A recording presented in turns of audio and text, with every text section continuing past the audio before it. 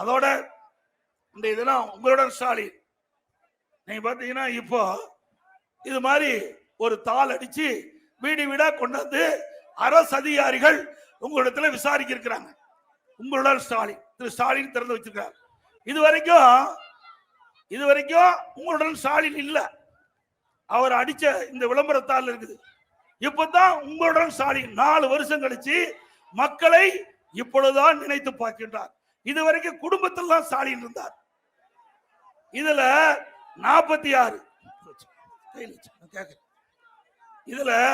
46 பிரச்சனை மக்களுக்கு இருப்பதாக இன்றைய முதலமைச்சர் திரு ஸ்டாலின் அவர்கள் தெரிவிச்சிருக்கிறார்.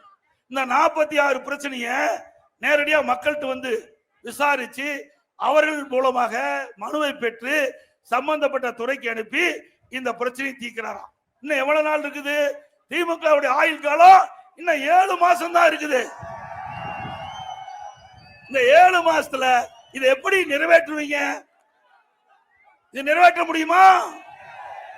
சரி, 46 பிரச்சனை மக்களுக்கு இருப்பதாக முதலமைச்சர் தெரிந்தா ஏன் 4 வருஷம் மக்களுடைய பிரச்சனை தீர்க்கல?